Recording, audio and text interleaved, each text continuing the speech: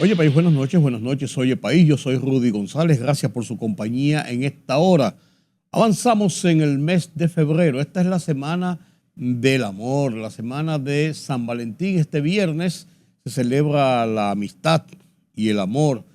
Uno de esos días que se ha convertido en una fiesta económica, una fiesta del negocio, de las ventas, pero no deja de ser una ocasión donde mucha gente aprovecha para manifestar sus parabienes para los demás, sus afectos, su amor, su cariño, su consideración, incluso para hacer galas de el amor carnal entre hombre y mujer. Fíjense que dije entre hombre y mujer.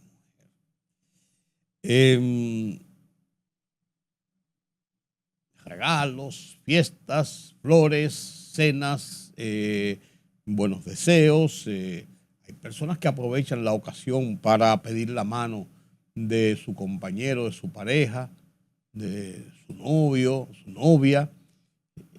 Esto es común, pero es una celebración a nivel mundial. Interesante, porque son de las necesidades que tiene el ser humano para expresar sentimientos.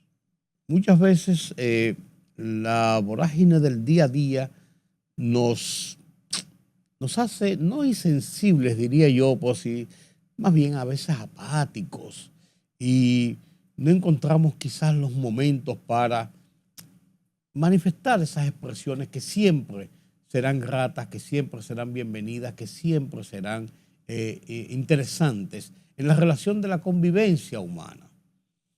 San Valentín, una fiesta tradicional que viene de muchos años y de leyendas y historias lejanas de aquel santo que en medio de las persecuciones para evitar los matrimonios y las uniones entre hombres y mujeres, se dedicó clandestinamente a unir parejas y a casarlos. Y terminó pagando con el destierro y con su vida, finalmente, aquella osadía de poder llevar el amor, de unir parejas, de unir corazones. Es un símbolo San Valentín, el cupido con la flecha, pero es un símbolo bonito, es algo que no daña, sino que al contrario beneficia, eleva el espíritu, eleva el alma. Esta es la semana del amor y la amistad, San Valentín, porque no solamente se circunscribe al amor carnal, también es una oportunidad de mostrar afectos, cariño, amor por los demás. Qué bueno. Los políticos de la oposición están tratando de recomponerse de cara a los procesos que tienen por delante. Hablaremos del PLD y hablaremos de la Fuerza del Pueblo. ¿Y por qué no? Tocaremos también el PRM.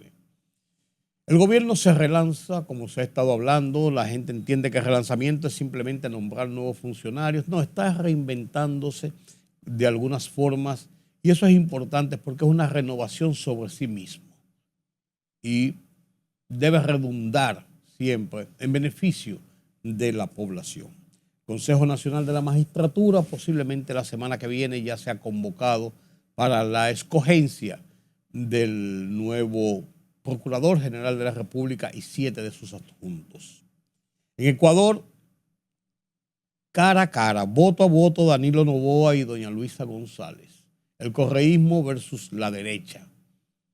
Parece todo indicar que van a una segunda vuelta. Trump y la política hacia Venezuela. El tema que nos presenta la voz de los Estados Unidos de América en su foro interamericano de esta semana.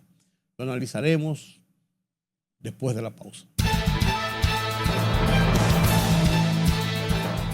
De acuerdo al informe más reciente de Transparencia Internacional, publicado hoy, República Dominicana figura en el puesto 36 ante el grupo de 7 países que han mejorado notablemente su puntuación en el índice de percepción de la corrupción en los últimos 5 años.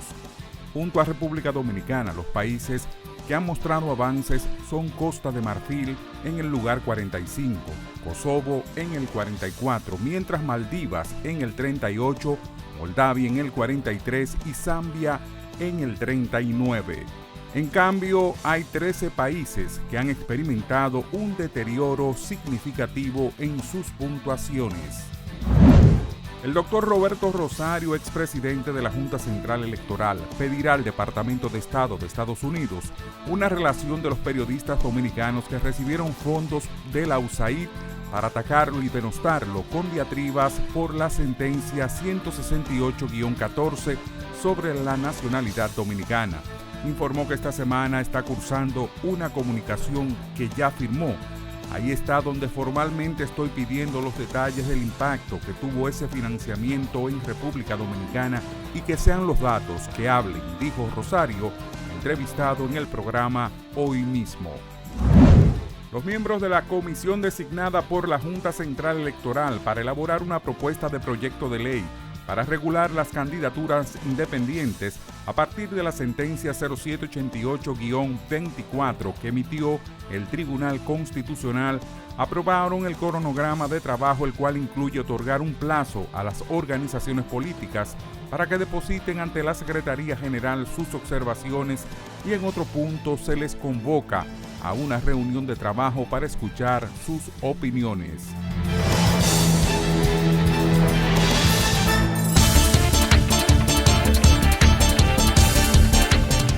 El presidente Donald Trump quiere que Ucrania devuelva a Estados Unidos $500 mil millones. El mandatario estadounidense detalló que Ucrania tiene tierras tremendamente valiosas en términos de tierras raras, en términos de petróleo y gas, en términos de otras cosas. Quiero tener nuestro dinero asegurado porque estamos gastando cientos de miles de millones de dólares, declaró, agregando que le ha dicho a Kiev que quiere el equivalente como $500 mil millones en tierras raras. La candidata presidencial de Ecuador por el movimiento Revolución Ciudadana, Luisa González, concedió una entrevista en la que repasó diversos temas de la actualidad ecuatoriana, después de que al pasado domingo pasara la segunda vuelta de las presidenciales ecuatorianas. Hablando sobre los problemas internos del país, González hizo un llamado al diálogo y a la unidad. En este sentido, la candidata afirmó que para construir una visión de desarrollo de Ecuador clara, que ayude al país a salir de la crisis económica, de energía y de seguridad en la que se encuentra, es necesario la unidad de las organizaciones políticas, la sociedad civil organizada e incluso la industria, tanto el sector público como el privado. México anunció que solicitará consultas con Estados Unidos para exponerle sus argumentos sobre el impacto que representará la imposición del arancel de 25% a las importaciones de acero y aluminio.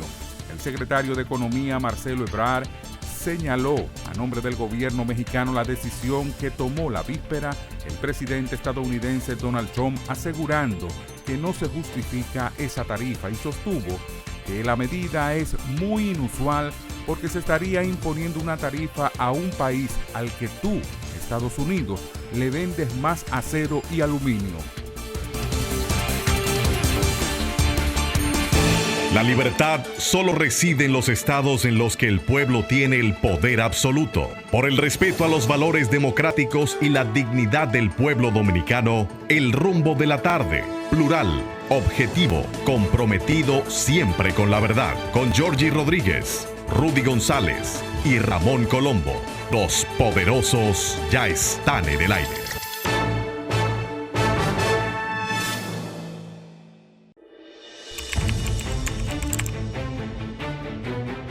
Periodismo de investigación, columnas, opinión, análisis, reportajes de fondo. Hora por hora, una completa plataforma multimedia. Periodismo con valor. Noticias horaporhora.com.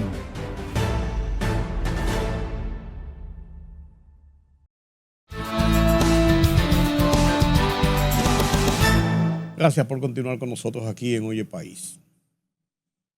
El PLD en este pasado fin de semana escogió a los secretarios de los departamentos de la alta dirección del partido. El comité central hizo sus votaciones y escogieron los secretarios de departamentos, del departamento jurídico, del departamento de economía, del departamento de asuntos electorales, del departamento de asuntos gremiales, de asuntos de... O sea, cada departamento afín a lo que son las actividades propias del país tiene un secretario que responde a esa estructura y es quien maneja esos temas de cara a los lineamientos de la cúpula dirigencial. Eso en todos los partidos es lo mismo. Entonces, terminado ese proceso, el PLD se siente ya que ha terminado, ha cumplido su primera fase de reestructuración política de cara a hacer los planteamientos que le permitieran o que le pudieran permitir reactivarse de cara a las elecciones del 2028, que es el compromiso que tiene el partido como tal en los procesos de búsqueda del poder. El PLD tiene un reto muy serio porque el PLD terminó el 2024 con un 10 punto algo por ciento de la votación nacional, habiendo sido un partido que en el 16 acumuló un 62% de la votación. Que todavía en el 2020, cuando fue desalojado del poder por el PRM y por Luis Abinader, acumuló un 30 y tanto por ciento de la votación. Y desplomarse a un 10% es una baja significativa y un indicativo de la necesidad de una autocrítica, de una autoevaluación, de emprender otros caminos, a ver qué pasó y cómo se pueden enmendar los errores cometidos. En eso ha estado el PLD, concluye su congreso prácticamente, su primera fase, y ahí están, un secretario general nuevo, secretario de organización, una serie de dirigentes del partido para conformar la cúpula. Ya ha escogido los miembros del comité político, del comité central. Y está luchando allí. El PLD tiene dos frentes abiertos políticamente importantes. Uno es el partido de gobierno, lógicamente, que es el partido mayoritario y el partido al cual se le hace oposición y al gobierno de ese partido que se le hace oposición. Es su principal contendor, pero a la vez tiene como barrera y como yo no diría enemigo, de rival, de contendor a la Fuerza del Pueblo, que es un desprendimiento del PLD a propósito de las primarias del 2019 y la separación en dos partes, Leonel Fernández por un lado y Danilo Medina por el otro. Pero ocurre que el desprendimiento que se nutre de ese PLD, de la matriz, y se hace un partido que triplica prácticamente con un 28-29% la votación del 2020 desde donde se desprende. Mientras en el 2020 el PLD saca un 30 y tanto por ciento, la Fuerza del Pueblo a veces apenas obtuvo un 5% de la votación. Pero en 4 años se reinvierten los papeles y la Fuerza del Pueblo llega a un 28, 20 y tantos por ciento y el PLD se cae estrepitosamente a un 5%. Entonces, ese es el problema coyuntural que tiene el PLD. Rescatar su membresía, establecer nueva vez sus cuadros dirigenciales políticos para poder enfrentar al partido de gobierno, que es su rival principal en un proceso electoral y es el partido mayoritario, el PRM. Entonces tiene una doble situación. Del otro lado está la Fuerza del Pueblo, que es un partido hecho, creado, formado dirigido y desarrollado con metas simplemente de una candidatura de Leonel Fernández a la presidencia, que es su objetivo principal. No no ganar el poder, sino llevar a Leonel Fernández a la presidencia. Ahí no hay vuelta floja. Ahí no hay contendores, ahí no hay rivales internos, ahí no hay ninguna duda de que ese es el objetivo de la Fuerza del Pueblo, llevar a Leonel Fernández. Sí, en este orden, está ahora en un proceso de reestructuración de su dirigencia interna, porque ese es un partido que viene del PLD, donde las bases del viejo PLD están ahí, enraizadas, con una nueva visión y nuevo liderazgo, Leonel Fernández exclusivamente. Antes tenían a los dos, a Leonel Fernández como presidente del partido y expresidente de la República por 3 periodos, y a Danilo Medina como presidente de la República, ahora jefe del partido, presidente del partido, pero jefe del partido entre el 2016 y el 2024. Así es la cosa. Y más desde el 2020 al 2024. Corrijo.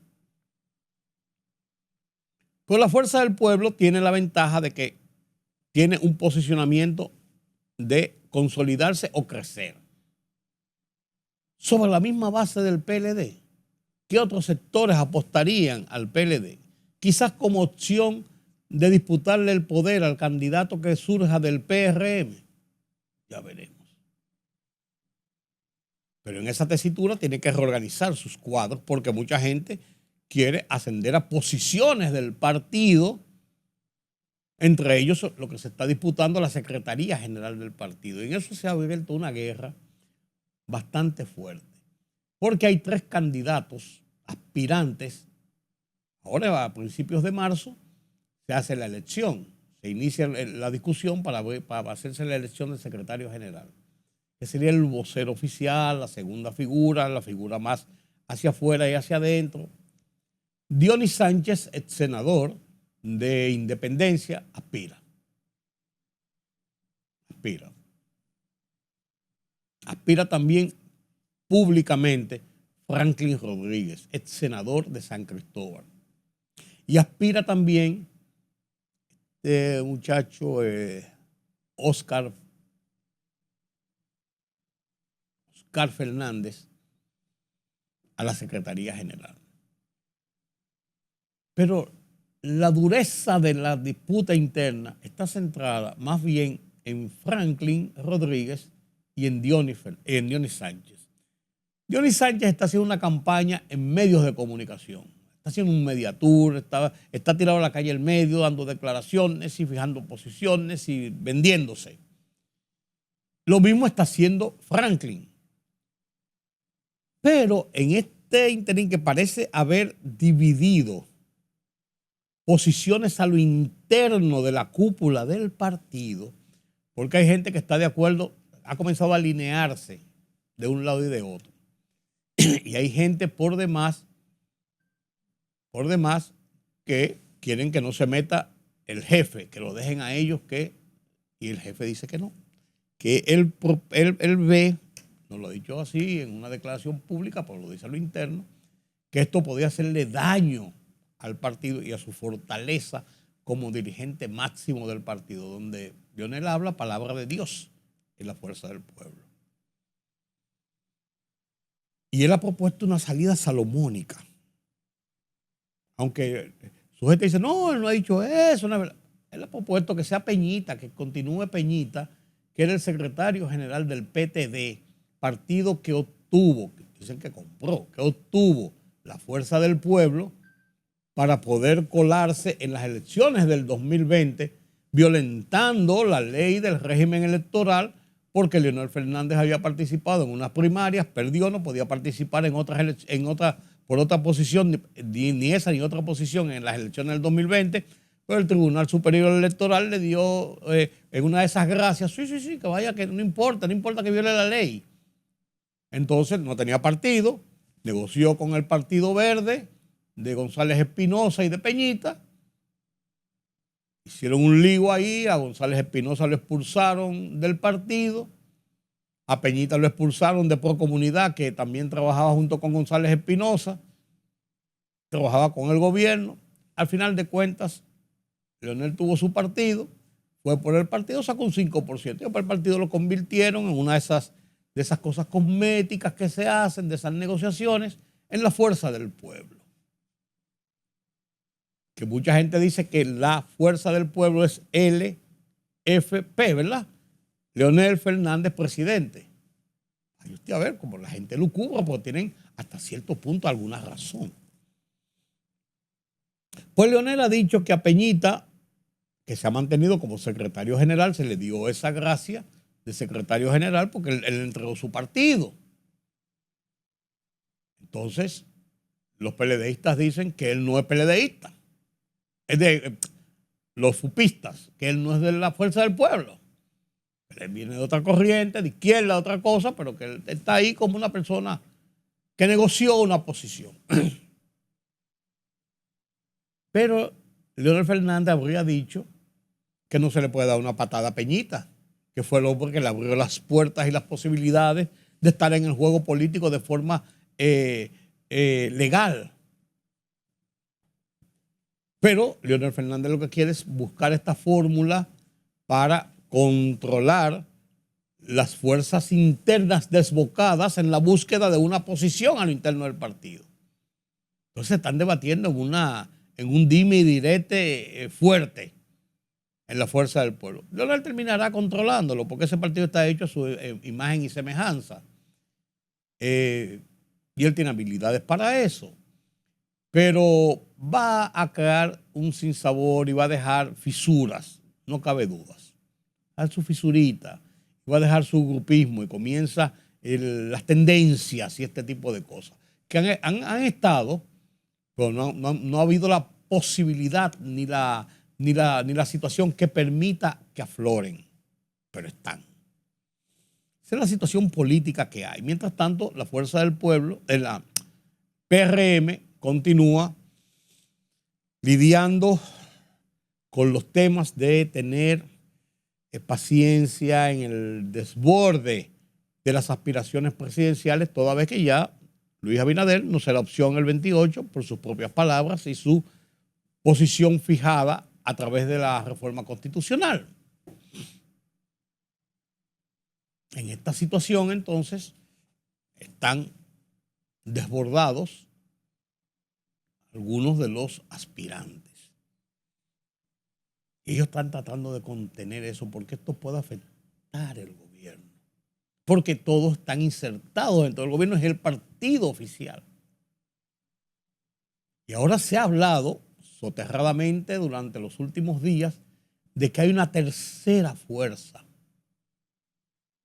De que hay una tercera fuerza, no dos fuerzas de tendencias disputándose la supremacía de la posible candidatura, una Hipólito Mejía, otra el propio presidente, que es el líder del partido, por encima de Hipólito Mejía, es el líder del partido, asumido ese liderazgo, pero que surge otra tendencia y atribuyen a que grupos de la vieja guardia del PRD, que son el PRM de ahora, estarían buscando un espacio para ellos también tener incidencia en la elección, en la negociación, en la conformación de una candidatura, de un acuerdo interno dentro del PRM para la elección del candidato para los comicios del 2028. Y ponen a la cabeza de esa alegada tercera fuerza a doña Milagros Ortiz Bosch. Ahí entra Cal, ahí entra Eligio Jaques, ahí entra Deligne, ahí entra una serie de gente que vienen de son la vieja guardia del PRD, porque el PRM es el PRD con un nuevo nombre, con una nueva visión, con un nuevo liderazgo. Un nuevo liderazgo en Luis Abinader, no así en Hipólito Mejía y en muchos otros que están ahí.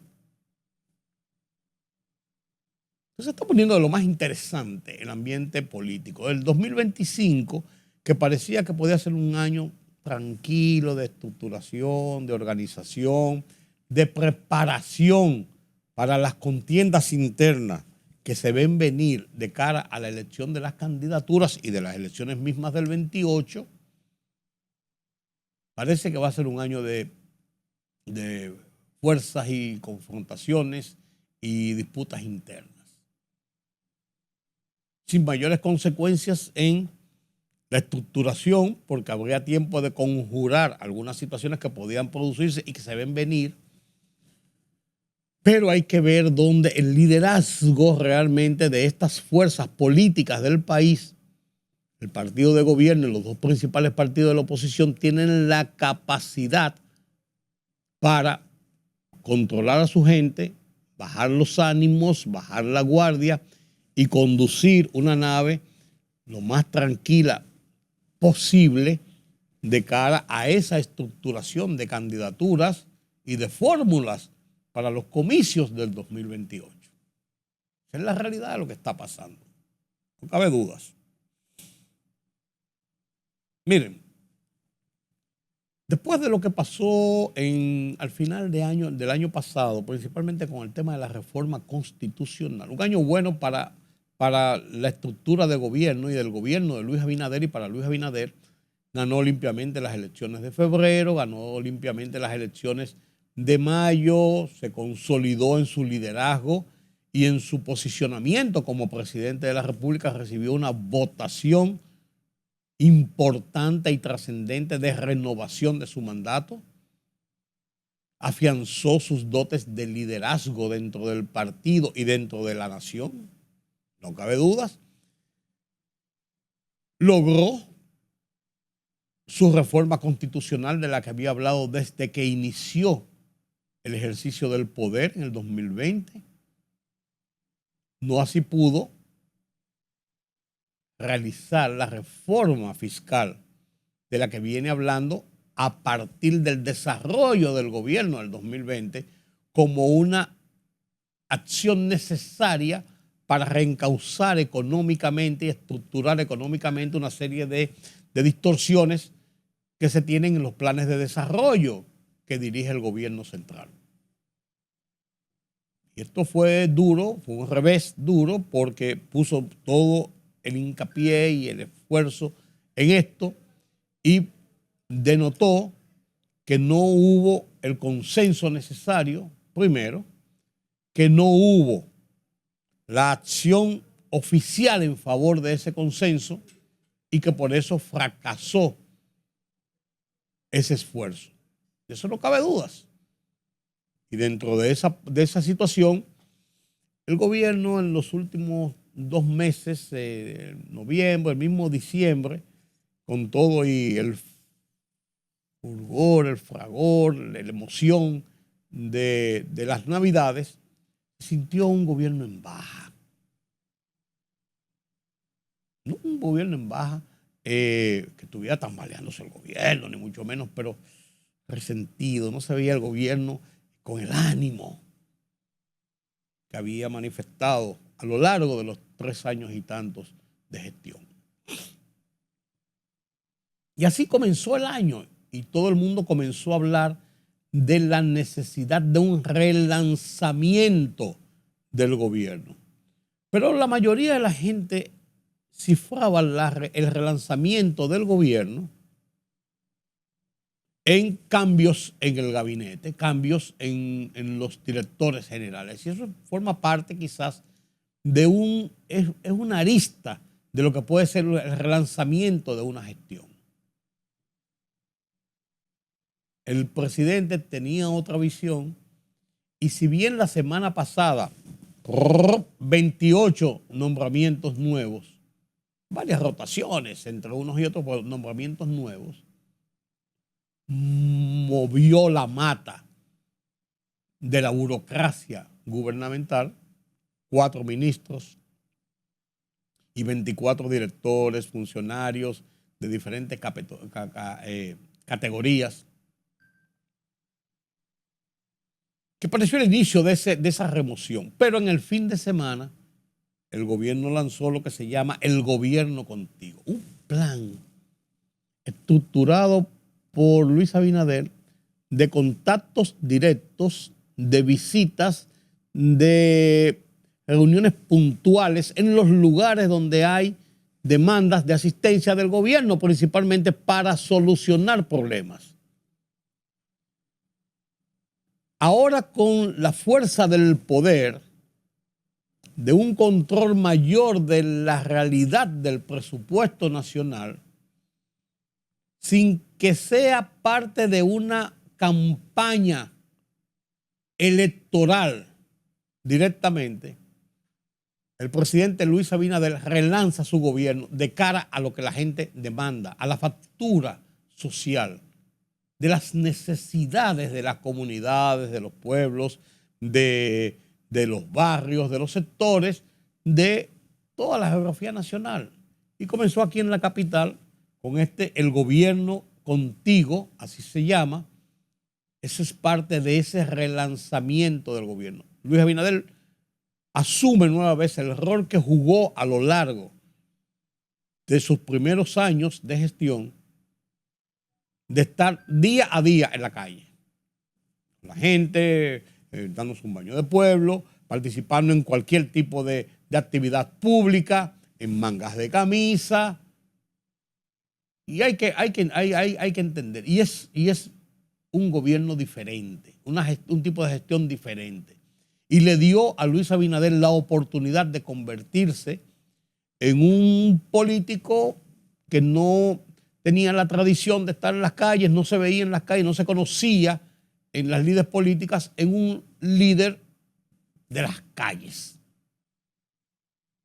En la conformación de un liderazgo propio, que hay que hablar del antes y el después de Luis Abinader. No cabe dudas. Te le guste o no le guste. Te lo critique o no lo critique. Te lo ve bien o no lo ve bien, o lo ve mal. Eso es un asunto suyo. Pero esos son hechos reales de una estrategia que le ha dado resultados, y él ha vuelto a retomar esto ahora con este plan que se llama El Gobierno Contigo, como parte, diría yo, de ese relanzamiento del gobierno, que yo creo que va a tener su sumum en el discurso del 27 de febrero, cuando el presidente rinda cuentas a la nación de lo que fue su gestión anterior y sus primeros 4 años, seguro. Y ahí va a ser el planteamiento de el presente, futuro inmediato. Del 2025, hacia dónde apunta el gobierno, con sus virtudes y defectos, con sus carencias y sus potencialidades, y hacia dónde apunta el resto de la gestión de cara al 28. Y quizás hasta más allá. Entonces yo creo que ha sido una visión clara, lógica, y creo que solamente tiene que ganar la gente que va a recibir los beneficios de la atención del gobierno, o de una atención más especializada, más organizada, más estructurada en esta ocasión, y de la propia imagen del gobierno, que vuelvo y digo, la gente entiende que necesita un relanzamiento. Eso es así. Consejo Nacional de la Magistratura para la semana que viene posiblemente sea convocado para la elección del Procurador General de la República y los 7 adjuntos. Esperemos el anuncio, esperemos el anuncio. Estos y otros temas interesantes siguen en la palestra pública nacional. Después de la pausa, veremos algo de lo que está pasando internacionalmente. La libertad solo reside en los estados en los que el pueblo tiene el poder absoluto. Por el respeto a los valores democráticos y la dignidad del pueblo dominicano, el rumbo de la tarde, plural, objetivo, comprometido siempre con la verdad. Con Georgie Rodríguez, Rudy González y Ramón Colombo. Los poderosos ya están en el aire.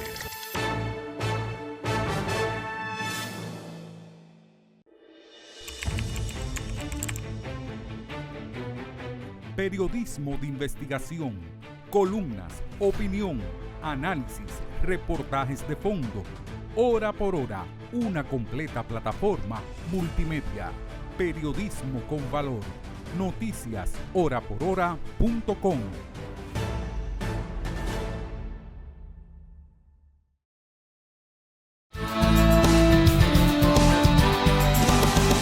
Daniel Noboa, representante de la derecha, presidente provisional, que asumió el cargo luego de la debacle que hubo en el Ecuador hace un año y medio, y Luisa González, representante del correísmo, la izquierda del Ecuador, se disputaron este domingo pasado la presidencia de esa nación.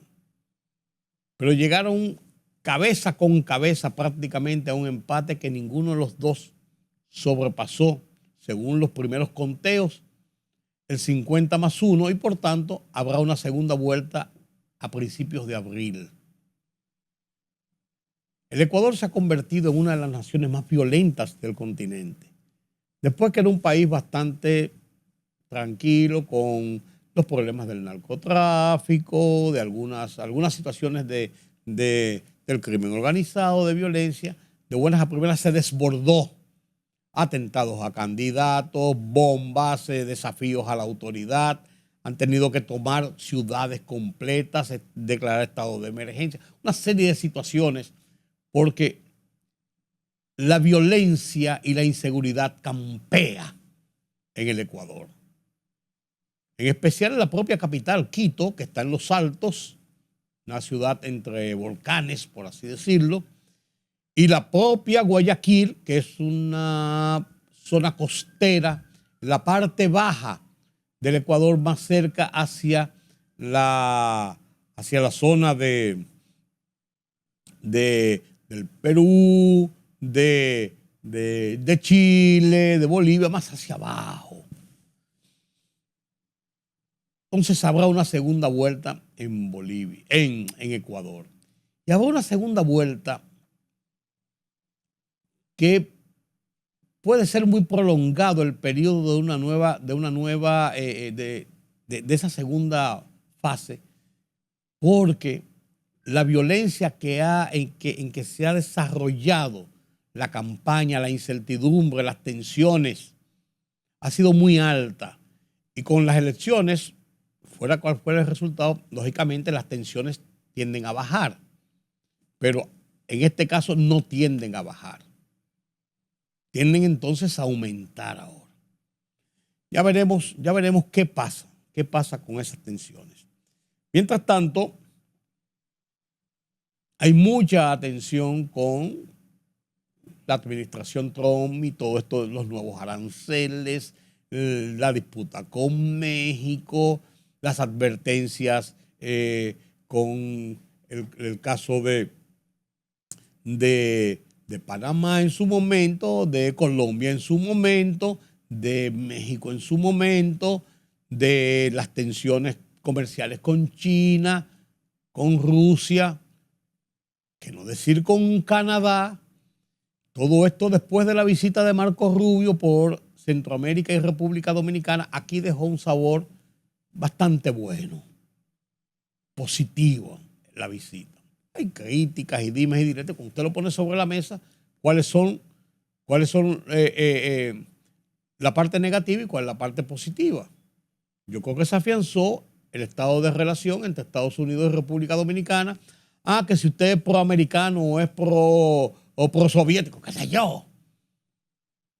Estados Unidos es nuestro principal socio comercial. Estados Unidos representa para la República Dominicana la fuente principal de ingresos en remesas, la fuente principal de empleos después del país, después de República Dominicana, la fuente principal de un lugar para vivir de más de 2 millones de dominicanos. No es tontería. La fuente principal de nuestro comercio, de nuestros principales socios, la fuente principal del turismo que llega a República Dominicana. Entonces, ¿qué hacemos? ¿Pelear por qué con Estados Unidos? Si podemos limar asperezas, manteniendo un estado de dignidad y manteniendo nuestras posiciones soberanas. Y eso es lo que ha hecho la visita de Marco Rubio, si usted lo ve en sentido general. Si usted comienza a buscarle periquito o a darle interpretaciones a las cosas, siempre todo tendrá un lado malo y un lado bueno. Usted lo pone en una balanza, yo creo que es así. Yo creo que es así, pero ya veremos. Ya veremos. Pero esas posiciones de Estados Unidos se reflejan mucho en lo que pasa en Venezuela. Un enemigo jurado de Estados Unidos junto con Nicaragua y Cuba en esta parte del mundo. Políticamente no se pasan, sin embargo, unos acuerditos ahí con un enviado especial que se llevó unos presos norteamericanos y abrieron como cierto compás de tranquilidad mientras tanto. ¿Cómo lo ve la comunidad internacional? El Foro Interamericano de la Voz de los Estados Unidos de América analiza el tema de las relaciones y la política de Donald Trump con Nicolás Maduro de Estados Unidos y Venezuela. Lo comparto con ustedes a continuación, este debate interesante en el Foro Interamericano. Yo soy Rudy González, les doy las gracias por estar conmigo en esta hora y los convoco para mañana nueva vez para seguir analizando temas de interés nacional e internacional. Veamos este Foro Interamericano sobre el estado de las relaciones Trump-Maduro, Estados Unidos, Venezuela. Hasta mañana. La política del segundo mandato de Donald Trump hacia Venezuela está siendo dominada por la amenaza a la seguridad nacional de integrantes del Tren de Aragua que hacen presencia en Estados Unidos. La administración llegó al punto de revocar el programa de protección temporal para todos los venezolanos. En Denver, Colorado, las autoridades desplegaron un operativo en la búsqueda de miembros de esta organización criminal. Vamos a seguir el proceso. Vamos a evaluar a todos estos individuos que están en nuestro país, incluidos los venezolanos que están aquí y los miembros del Tren de Aragua. La gente de este país quiere sacar a esta basura.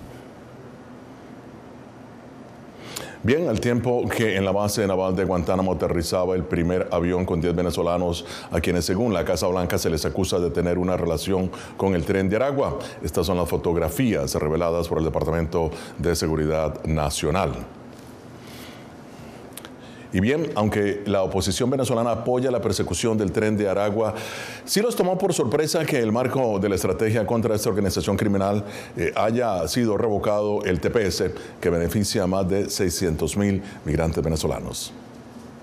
Y yo lo que le quiero pedir a los venezolanos es que esa angustia que tenemos, no podemos permitir que nos turbe la mente. O sea, esta administración tiene 13 días y hay enormes referencias a la situación venezolana por múltiples de los representantes y responsables hacia el caso de Venezuela en esta administración en estos días, incluyendo el propio presidente Trump. Bien, la suspensión de TPS para los venezolanos se dio un día después de que el gobernante de Venezuela, Nicolás Maduro, le entregara al enviado especial de Trump, Richard Grenell, unos 6 estadounidenses que estaban detenidos por Maduro, quienes también aceptó recibir a los migrantes que la administración Trump planea deportar. Según Grenell, no se negoció nada a cambio. El presidente Maduro me dijo, bueno, entonces te vamos a dar esto y ahora estas son las cosas que queremos. Y yo le dije, no, te estamos dando un gran regalo y el gran regalo es que estoy aquí sentado contigo y tienes todo tipo de cámaras alrededor y vas a usar esto con fines propagandísticos porque un diplomático estadounidense está sentado aquí contigo y lo entiendo. Mi trabajo es hacerles saber que queremos una relación diferente y que pondremos a Estados Unidos en primer lugar. Bien, y aunque el gobierno de Estados Unidos, insiste en que no hubo negociaciones con Maduro, un día después de la visita de Grenell a Caracas, la administración Trump permitió la renovación automática por 6 meses más de la licencia 41 a la compañía Chevron para que siga con sus operaciones petroleras en Venezuela, que en 2023 dejó más de $300 millones en impuestos a Maduro, según un reporte conocido por Bloomberg. Y bien, para analizar este complejo tema, todas sus aristas, me acompaña el doctor Evan Ellis del Instituto de Estudios Estratégicos del U.S. Army War College, exfuncionario del Departamento de Estado. Antonio de la Cruz, analista político, exdirectivo de PDVSA, y Adelis Ferro, fundadora de Venezuela American Caucus. Bienvenidos todos. Doctor Ellis, empiezo con usted. Con estos hechos, con todos estos hechos que están sucediendo, ¿cómo se está decantando, en su opinión, la política de la Casa Blanca hacia Venezuela? Bienvenido. Gracias, un gusto de estar con usted en el programa. Por supuesto, hay preocupaciones de la apariencia de una negociación, un quid pro quo en cuanto a renovación de licencia general 41 con Chevron, pero yo quiero destacar algunas cosas. Número uno, Rick Grenell es un hombre muy diferente que Juan González, quien negoció para el equipo de Biden. Yo creo que entiende muy bien este simbolismo y sí, por supuesto, no solo quería exigir soltar los rehenes y lograr que Maduro acepte la inmigración, pero fue muy interesante que después también había la congelación del segundo avión gubernamental de Maduro en República Dominicana. Y también con esta política de Marco Rubio y también otras personas como Mauricio Claver Corón, entre otras, y Mike Waltz, quien fue el co-patrocinador de Acto Bolívar. Debemos recordar que realmente hay un frente sólido de poner presión en cuanto a Maduro y siempre, después de recibir soltar los rehenes y recibir los primeros inmigrantes de Tren de Aragua, si Maduro no sigue cooperando, siempre puede cortar esta licencia de Chevron. Por lo menos yo creo que eso es la idea de hacer las cosas poco a poco sin entrar en una negociación más formal con Maduro. Bueno, antes de continuar el análisis, escuchemos la postura del secretario de Estado, Marco Rubio, sobre la política de Estados Unidos hacia Venezuela. Pero no se trata de un reconocimiento diplomático ni una negociación sobre nada. Simplemente se trata de mandar un mensaje que ellos tienen una obligación y que la tienen que cumplir, que es aceptar estos pandilleros que no representan al pueblo venezolano que se encuentran en Estados Unidos. Bien, Antonio, tu opinión hacia dónde se está moviendo la política de Estados Unidos hacia Venezuela. Lo primero que debo decir es que el presidente Trump no ha tomado una decisión sobre la política hacia Venezuela. Y por lo tanto, al ser tan impredecible, lo que hay es dos corrientes, si lo queremos ver, de pensamiento acerca de Venezuela. Tenemos la parte pragmática que representa a Richard Grenell y en la que está el lobby petrolero, en la que quiere continuar una relación con Maduro, manteniendo las licencias para poder seguir haciendo el negocio con Maduro, aceptando las condiciones, por supuesto, de la política de migración del presidente Trump. Y están los que están en la administración, en el Departamento de Estado, en el Consejo de Seguridad Nacional, ¿verdad? Marco Rubio, Mike Waltz, que entienden que para poder mejorar la situación en Venezuela debe salir Maduro del poder. Y aquí tenemos también a los congresistas, tanto en el Senado como en la Cámara de Representantes, un Rick Scott, una María Elvira Salazar, que también están en esa línea de acción. Entonces tenemos estas dos tendencias dentro del Trump, porque aquí tendríamos, ya estoy metiendo el poder legislativo, que tiene que definir cómo se va a manejar con Venezuela. Hasta ahora, para mí, está ganando la línea pragmática, que es la línea del lobismo petrolero, por lo que señalamos de que no se renovó automáticamente la licencia general 41, que le permite a Chevron seguir produciendo y exportando a Venezuela, que es una contradicción a sí mismo, porque quien estableció la orden ejecutiva para que se acabaran todas las relaciones con PDVSA fue el presidente Trump en su primer gobierno. Bueno, muy bien. Adelis, bienvenida. Tu opinión, ¿hacia dónde se mueve la política de Estados Unidos en este momento hacia Venezuela? Estoy totalmente de acuerdo con, olvidé su nombre, quien acaba de hablar. Antonio. Con Antonio, perdonen, no lo escuché bien al principio. Hay facciones dentro de mi percepción, es que hay facciones bien claras y bien definidas cada vez más dentro de la administración Trump. Y mi percepción en cuanto al trabajo que nosotros hacemos de incidencia, de cabildeo, y de activismo es que este pragmatismo es el que está afectando a los inmigrantes venezolanos en este momento de una manera horrorosa y de verdad insólita. El Departamento de Seguridad Nacional revocó el TPS para los venezolanos y lo justificó de la siguiente manera. En general, ciertas condiciones para la designación de Venezuela al TPS de 2023 pueden continuar. Sin embargo, hay mejoras notables en varias áreas como la economía, la salud pública y la delincuencia, que permiten que estos nacionales se regresen de forma segura a su país de origen. Bien, Antonio, en tu opinión, ¿Ha mejorado Venezuela? Faltó algo ahí, me parece, que es los derechos humanos. En Venezuela no han mejorado los derechos humanos. De hecho, la Comisión Interamericana de Derechos Humanos en su último informe la semana pasada dijo que hay prácticas de terrorismo de Estado. Después de la elección del 28 de julio, en Venezuela hay una persecución a todo aquel disidente del régimen que esté contra el gobierno de Maduro. Entonces, todos los venezolanos que salieron de Venezuela, la gran mayoría que salió de Venezuela, una de las razones básicas era porque eran perseguidos políticamente. Esa condición no ha variado. De hecho, tienen casi 2.000 presos políticos en este momento. Entonces, con respecto a la economía, empieza a haber una diferencia grande entre el precio, el paralelo, el dólar y el bolívar, ¿verdad? De que empieza a abrir una brecha y ya tuvimos en enero una inflación de más o menos del 11%. Entonces, económicamente tampoco. ¿Y delincuencia? La delincuencia, si bien es cierto, en Caracas ha bajado, porque es que no hay nada que robar. Si el 85% es pobre ahorita en Venezuela, entonces, ¿a quién vas a robar? Bueno, muy bien. Adelis, mira, según datos oficiales, en el Miami-Dade, ¿no?, donde reside la mayoría del exilio venezolano, en las elecciones presidenciales Donald Trump ganó con más del 55% de los votos. Ahora, ¿cómo interpretan varios del exilio la revocación por parte de Donald Trump del TPS? Yo vivo en Broward. No soy de ese grupo de venezolanos que votaron por el presidente Trump. Yo soy ciudadana estadounidense también. Pero debo decir que lo que he percibido en los últimos días, desde que se anunció la decisión y desde que se vio todo lo que pasó en Venezuela con la visita del señor Grenell a Nicolás Maduro, es una gran decepción y una sensación de traición.